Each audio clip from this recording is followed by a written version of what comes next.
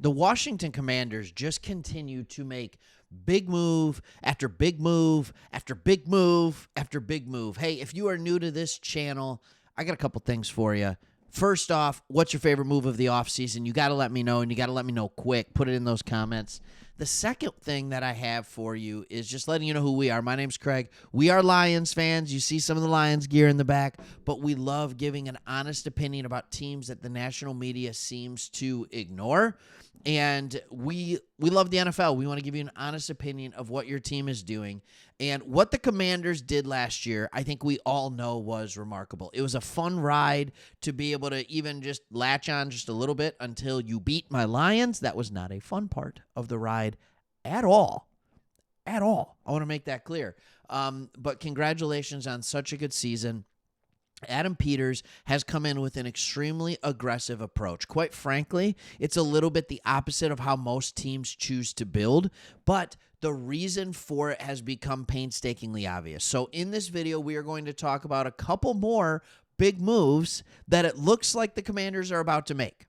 But before we jump into more big moves that the Commanders are going to make, let's talk about why they're having to make all these. The Athletic put out a great article, and it highlighted that the constant stream of draft failures during Ron Rivera's tenure, so 2020 to 2023, are a big reason why the team has had to get so ridiculously aggressive in the trade market. They traded for Marshawn Lattimore. All right, first, during the season. That was helpful. It'll be nice to have them there. Then, as soon as the offseason started and they were able to, they traded for Deebo Samuel, and then after that, Laremy Tunsil. Those are three massive moves. So you're sitting here, you're trading away assets for players. Now, don't get me wrong.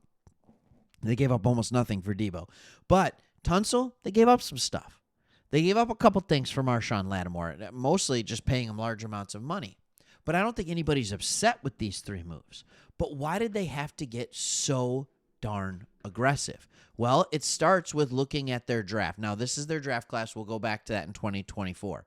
But first, let's sit here and let's take a look at the draft classes from before that. All right, in 2023, are you kidding me? Are you happy with this draft class? You get a medium interior offensive lineman maybe out of the whole draft class? A third-string running back? 2022? See ya.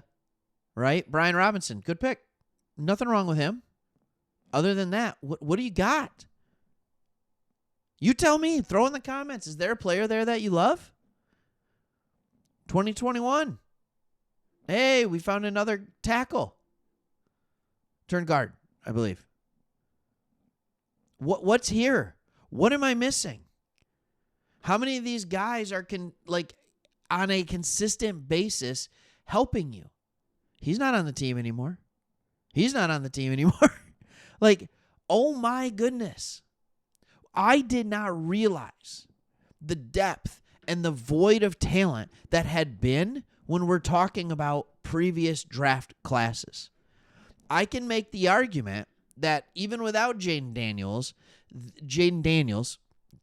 what was that? Without Jayden Daniels, this draft class was still better in year one than all these other classes combined. All right, Jer'Zhan Newton, get that man healthy. Mikey Sainer still great defensive back. All right, now you have more. One player is more impressive than all the draft classes before that because there's one player that's playing at a very high level. But you got two because you got Jayden Daniels as well. So two very high-quality starters from day one. That's a good draft. That's what it's looking at. But other than that, they needed help. So what they have continued to do, they've made trades, and now they're continuing to talk about other players. So let's talk about two players. One is a possible signing going forward, and the other one is an extension and re-sign. So first, let's talk about the signing. All right, here we talk about big name free agent touted as perfect fit to fill dire Commanders need in 2025. That is defensive end. All right. tabbed as the ideal landing spot for Zadarius Smith. All right, here's what these guys said. The Commanders lost Dante Fowler to the Cowboys in free agency after he led the teams in sacks last season. Zadarius Smith can provide a veteran presence up front, and he's still got a lot left in the tank. Even at 32 years old, he totaled 9.5 sacks between the Browns and the Lions last year. Now, once again, you're going to sit here and you're going to, I told you, we are Lions fans on this channel. We are. So what I mean by that is I got to watch Zadarius Smith play for a little bit. I actually got to see him play a little bit. And he's not bad. He is not a number one defensive end. He's not.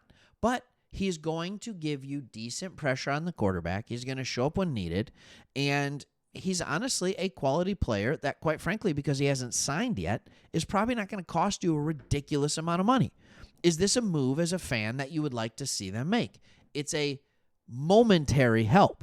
But I think you're sitting conveniently right behind the Lions in the draft, so unless you're willing to trade up and jump ahead of them, they're going to most likely take a defensive end, as well a lot of different people. Now, this is an extremely deep defensive end draft.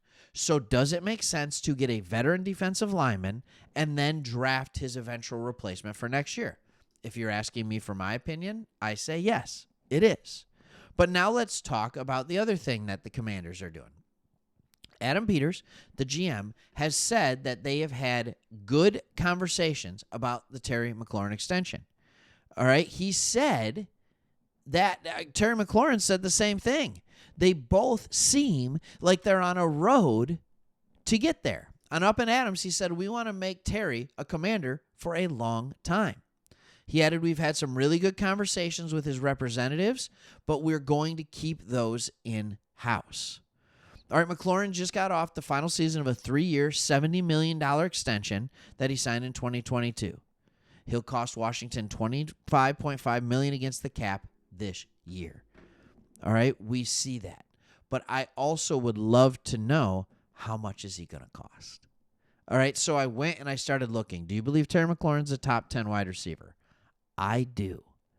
I think he is. But he's right in that space with his age, right? He's almost 30, I believe. I believe he's almost 30 years old. And so, or is he already 30? Anyways, no, he's 29. He's 29. All right, I just looked it up while I was talking about that. He's 29 years old. So signing an extension to a 29-year-old player, not always the easiest of things to do, but it has been done recently. I want to make that really, really clear. So age at signing here is what we're looking at. This is kind of what I want to look at and what was the value that they got. Sure, you have DK Metcalf, who just signed for $30 million a year, $33 million a year at age 27. But let's get in here and let's find something a little bit different. Calvin Ridley was 29 when he signed, $23 million. I thought that the Titans overpaid for him at $23 million. I just want to make that really, really clear. You don't see a lot of guys signing at an older age. 29, Chris Godwin, $22 million. Stephon Diggs just signed with New England at 31 for about $16 million a year. So, Cooper Kupp, $15 million a year. Devontae Adams, $22 million a year. Mike Evans, this is the one. This is the one that I'm looking at. Last year, 30 years old, signed a 2-year, well, he has 2 years remaining, but signed a 3-year contract at $20.5 million a year. All right, that is what I'm looking at. So when you look at Terry McLaurin, I'm looking somewhere up to $20 to $25 million. I can't understand signing a guy who's 29 years old. He has zero signs of slowing down. Zero. But I still can't understand signing a guy to, so I would either say like a 4-year deal worth $22.5, somewhere in there, or a 3-year deal in that $25, $26 million range, or maybe even a 2-year deal in the $30 million range. Like, these are the kind of things that you look at. What do you want, Terry? Do you want more money now, or do you want longevity over your career? Do you want to bet on yourself?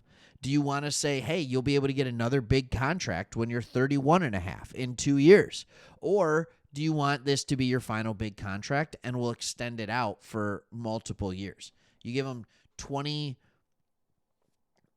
$25 million over 2 years? Do you give them each or up to, 25, 26 million? Do you give them that over 3 years? Those are the kind of things you have to look at, and you have to look at what the market's doing.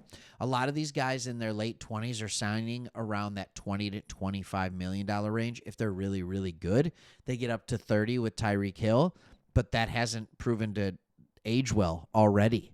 So you got to be careful with some of these things. Mike Evans, that $20 million, he's been a productive receiver, 1,000 yards every single year of his career. Very similar to Terry McLaurin, by the way, the numbers that they put up. Mike Evans just catches more touchdowns, but that's kind of what we're looking at. So they are aggressive. It's been impressive, and it's been fun to watch. All right, thank you for watching. Keep here for more Commanders news. We want to be your non-biased source for Washington Commanders football. See you on the next one.